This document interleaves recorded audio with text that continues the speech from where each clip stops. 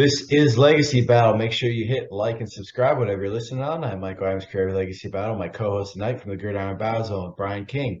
We got an interview tonight for you with a former 9-year MLB veteran outfielder, played a lot of center field. He's with the Mets, Expos, Reds, and the final season there with the Red Sox. He's currently coaching high school baseball. He's also a World Series winner in 1990 with the Reds. So we got former big leaguer Herman Winningham here. Herman, thank you for joining us. Thank you for having me. Awesome. So we're going to jump into our Q&A. Go ahead, Brian. Okay, Herm. So, what was it like for you growing up in Orangeburg, South Carolina, and how did baseball become the main focus of your life as a teen and as a young adult? Growing up here, baseball was real big here. It was just, but I didn't know it really. It was that big until I went to my mom one summer.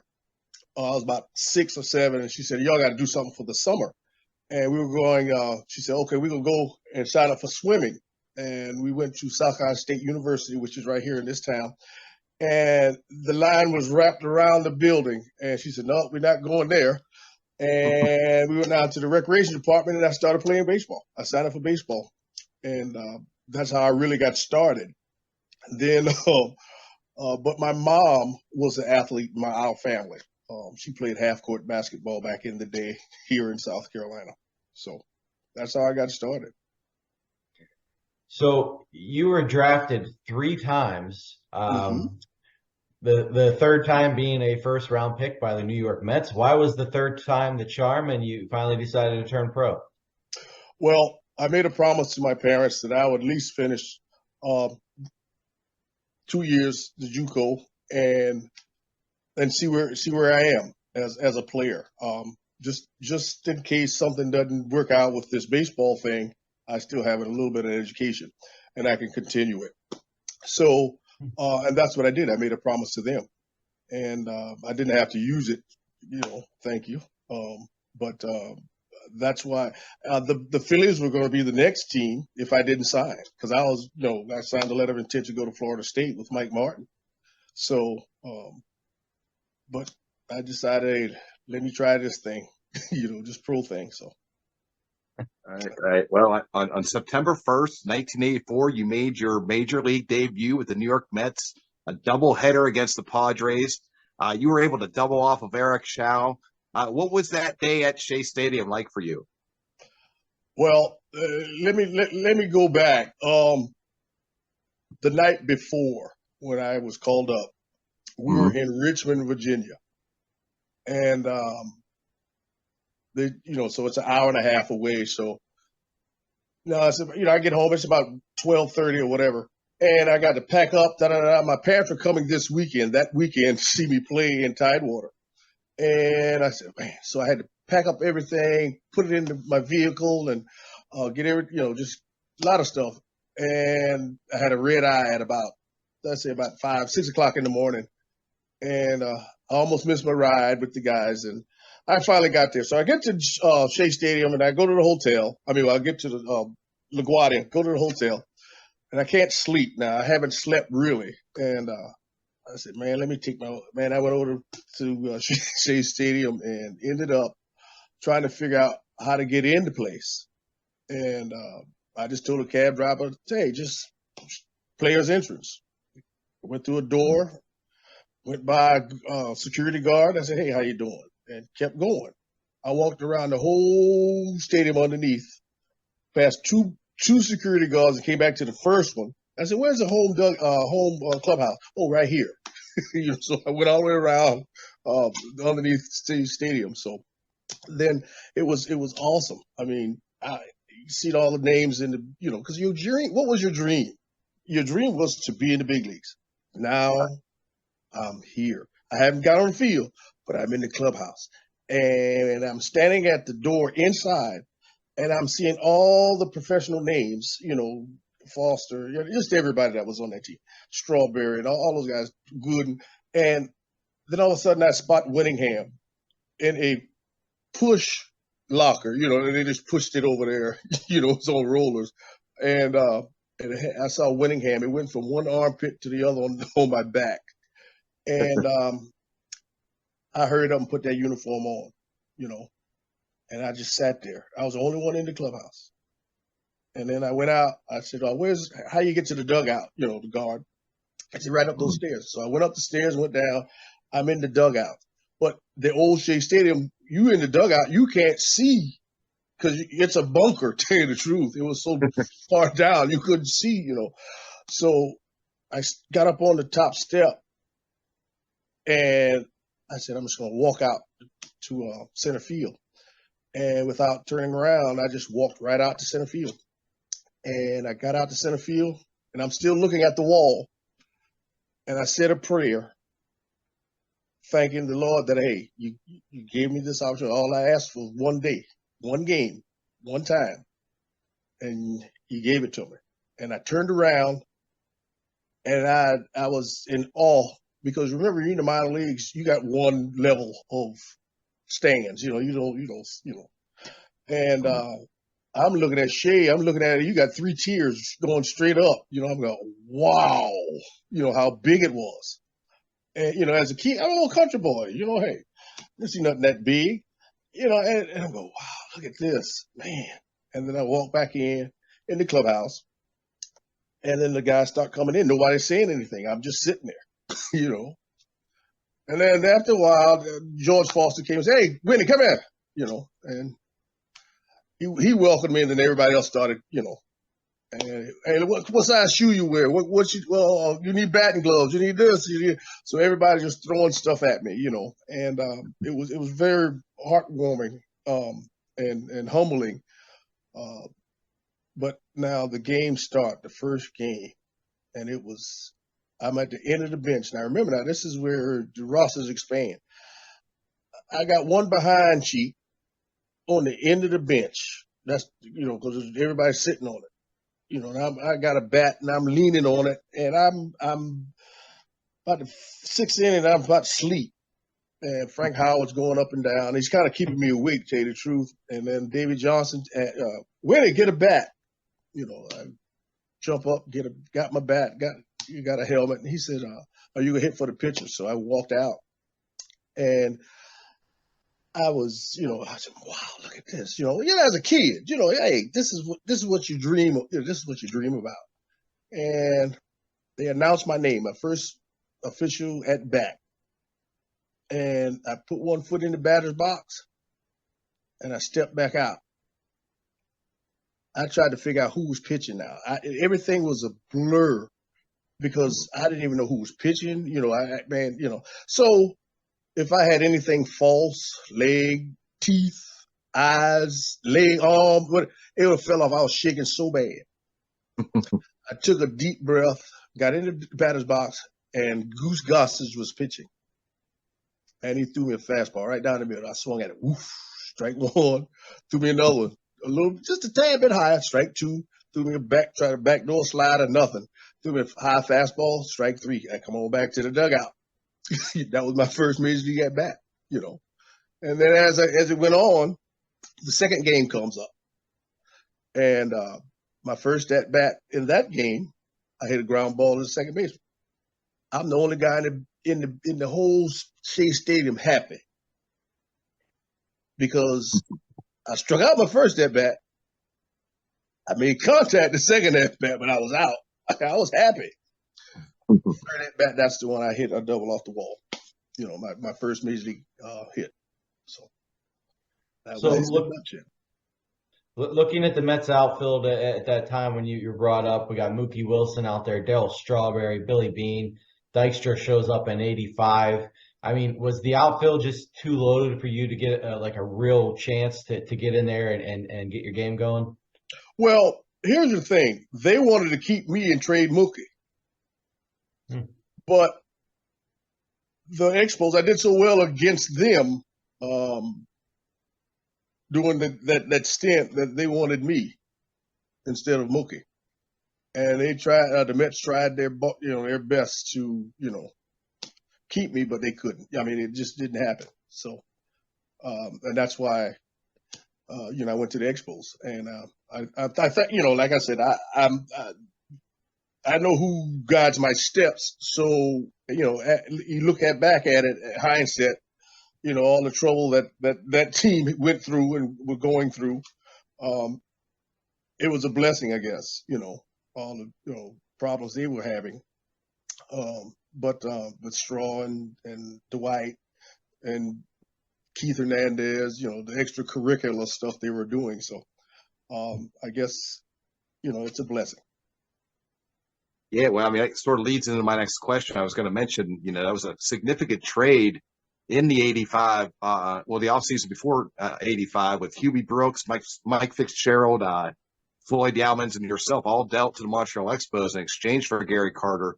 Right. So did the trade surprise you? And did you enjoy your time up there north of the border? Well, you remember now, it's I put it this way.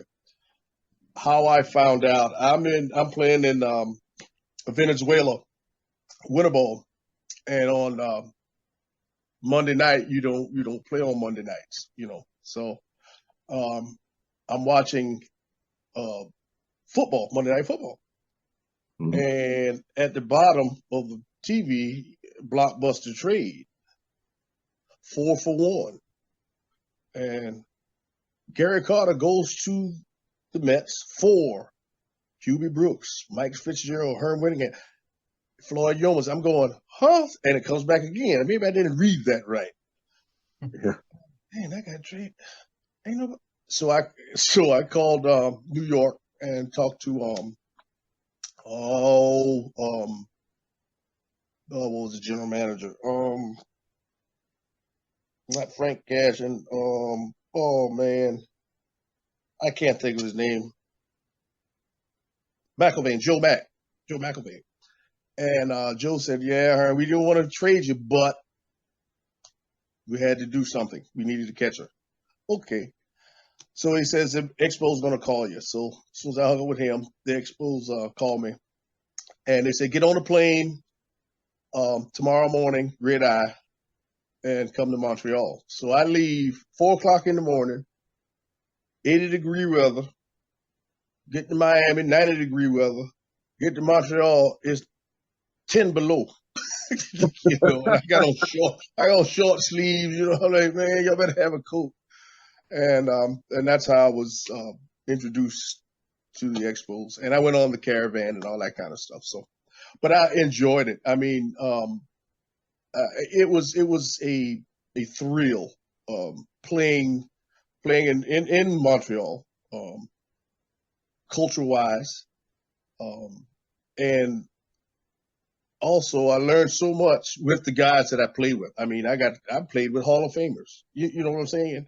Even though we didn't win like we were supposed to, and hey, it is what it is. But I wouldn't change it for anything in the world. Were you saddened to see the Expos come to an end? And do you think that Montreal could sustain a baseball team today? Yes, they can. I firmly believe Montreal can support a major league ballpark, but you can't put them in that white elephant.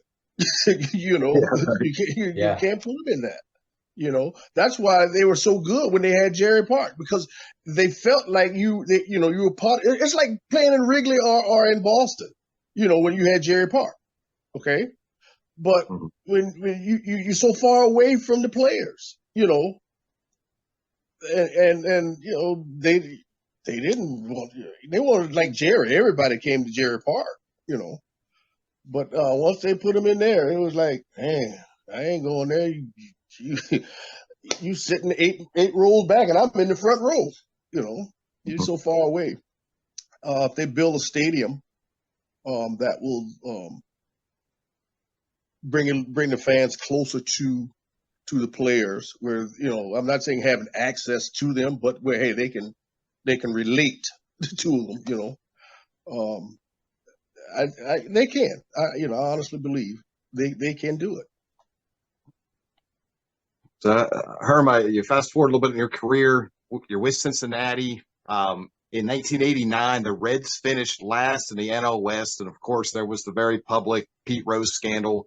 But 1990 saw the Reds winning the West, then the NLCS over the Pirates, then the World Series over the powerful Oakland A's with a 4-0 sweep. What was it like in that Reds clubhouse that year, and how were you guys able to turn things around so dramatically, so quickly? First of all, it was Pete Rose's team. There were maybe 3 acquisitions to that team. Mm-hmm. Tim Liana, Hal Morris, and Randy Myers. Okay. Right. Now, the difference between managers, Pete just treated you like a player, like, hey, play. Lou would put foot in your behind. He just boom, and if you didn't give it back to him, he got, hey, he stayed on you. So that was the difference between the two. But one thing Lou did that I enjoyed as a role player, he said, I got 8 guys that's going to play every day. The rest of you got to be ready. When it's this, and this, that's for my right-handers. If this, and this is my left-handers. All right. You knew your position. You knew from spring training, you knew exactly what was to be expected of you. So you had to stay. He gave it to you. He gave you the game plan. He gave it to you. And that's why we all, Ulsters, Quinoneses, myself, Braggs, we knew our role. And there was, hey, no doubt about it. But he let us know from the start, this is what's going to happen. We will give our 8 guys a rest, and you got to be ready. So when you go to Wrigley, they going to play Friday, they going to play Saturday. They ain't playing Sunday. So, hey, don't go out on Saturday night. Go out on Friday night in Wrigley. Because Rush Street bites back, on Sunday morning, So you knew you was going to play on Sunday. Getaway days, if we already got 2 games, hey, you're going to play on getaway days, So you already know what was to be expected. And that was the difference that made us that team, plus the camaraderie. We saw each other. We wanted to be around each other. We would, days off, we would be at, hey, what you doing? Man, I ain't doing nothing. I'm coming over. Okay. They say, doorbells ringing. And the whole team's over to E's house, or we over to Joe house, or whatever. And on Sundays we have potluck. The wives leave messages. Hey, we going over to so and so's house, and everybody's got the same message, and we go over there, and hey, and we all, and that's just how close knit we were. We laughed, we cried, we fought each other in there, but you guys didn't know it because we didn't let let the press know it, what was going on in our clubhouse, and it was because we got on each other, we policed each other, and it was fun. I mean, it was fun. It was hilarious, the antics that we did, and Lou, just being Lou, he was funny as all get out if you just watch him, but that was just Lou. But it was fun. I mean, the older I get, the more I appreciate what we did. And then as an individual, what I did to get there and all the hard work, and it paid off. I appreciate it a whole lot more. Because I couldn't bunt right now with 2 strikes. No, I couldn't. I don't have the confidence like I did back then, So the 1990 postseason, you hit 364. You go on, you score the winning run in the World Series, which it was a very close game. That final game there, 2-1. You score that in the 8th inning, which was beautiful. I was just wondering, like, what moment in that postseason run sticks out the most to you? I mean, was it the Glenn Braggs catch against Pittsburgh, or was it something else? I think the first home run of the first game, when E hit that home run in the first game of the World Series in Cincinnati, we were off and running. That sticks out more. I mean, all those things are great, but individually, yes, my 2-strike bunt and my scoring a winning run, yes. But as a team, what got us going was eat with that home run.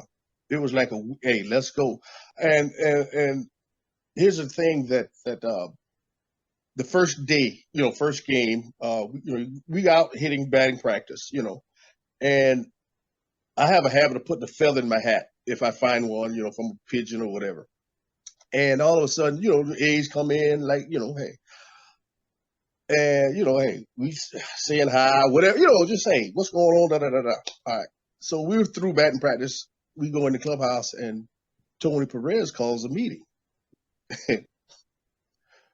And he says, you see them fellas? But I'm putting it nicely, okay? I'm not saying what he said verbatim. They think they own this. They think they're going to walk right through us. See how they can walk in here? See how they are? And we go, He said, this is our house. And that was all he said. He said, hey, y'all know what y'all got to do. And that was all was said. And then, boom, Eric hit the home run. Oh, that was all she wrote. We were on a mission. Right. That was it, and the thing was, we knew each other weaknesses and strengths, and we complimented each other on those things, and I don't think I will ever, I'm too old now to be on any team or any corporation to have the camaraderie and just love for one another that we had on that team there. Because Brenneman always said this team, and Lou says there was something special about that team, Right. and it was. Well, after baseball, you eventually got into coaching. I understand you became the head man for Orangeburg Wilkinson High School Yes. baseball team, your hometown, and then now St. Matthews. So, what was that experience like? And did you adopt like a coaching style from maybe like Buck Rogers or Pinella or somebody else, or did you I took a little bit from all of them. Tell you the truth, I'm from the old school. You guys got to remember. Just remember how you played football. All the coaches, you make a mistake, they grab you by the face mask, put you, hey, cussing and fussing, whatever. All right, that's how I was brought up. Even now you can't do that. You can't. You got to put your arm around them. You can't raise your voice. You got to stroke them. And I didn't know how to do that. I really didn't. I mean, I don't give out trophies for participation. And society has made players, athletes soft. And because they wear their feelings on their sleeves. And my wife teaches high school, at the high school I graduated from. And she sat me down and taught and explained to me, this is what you have to do. You can't embarrass them. You got to take them off by yourself and whisper in their ear or whatever. And I go, man, I ain't got enough hours in the day to do all that. I'm on a baseball field. And I holler all the time. Because if Joe makes a mistake on the field, and I stopped it, because this is what we're doing, and I'm on second base, and we running the bases, and I got guys playing left, right, and center, I got to say something loud enough so when their turn to come, they will know how to do it right, and I holler all the time. But I will tell kids, I will never, ever put you on blast because you made a mistake. In practice, I'm going to get on you, but not on you individually. I'll get on you letting everybody else know what you did wrong. And this is how we correct it. Right. But some kids can't handle it.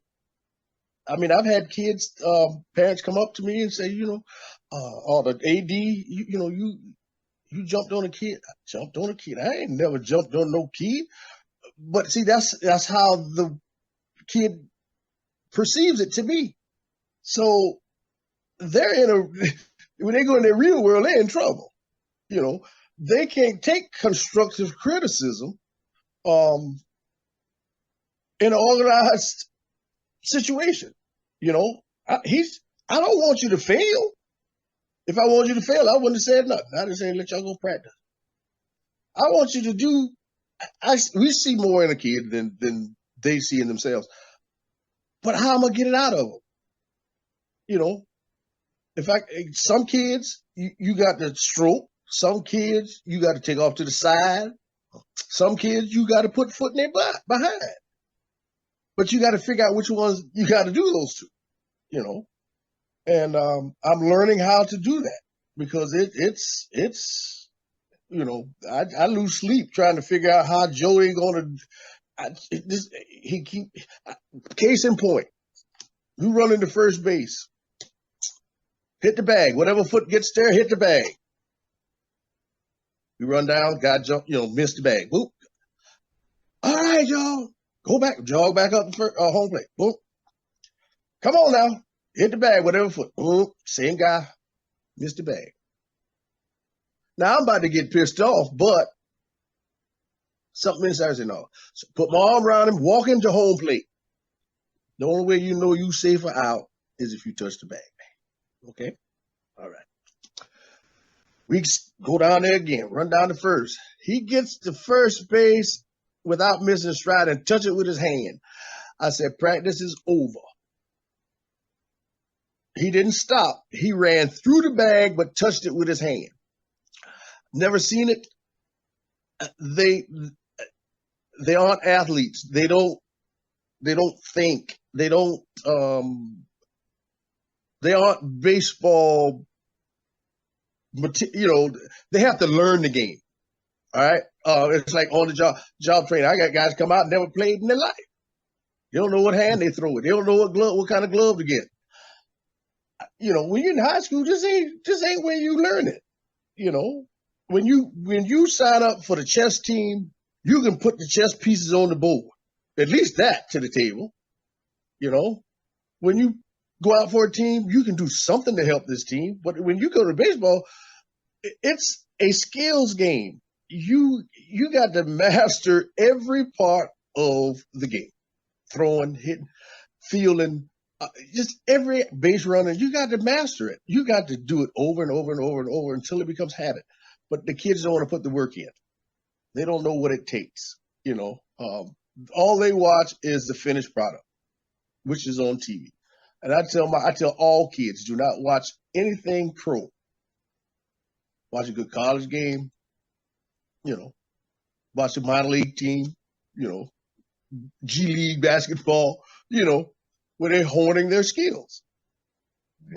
But they want PS5 and Xbox think that's going to keep them in the game, But no, and they'll go pay somebody $2,500 hitting for a month, and you don't see nothing as a high school coach. You go like, you paying him what?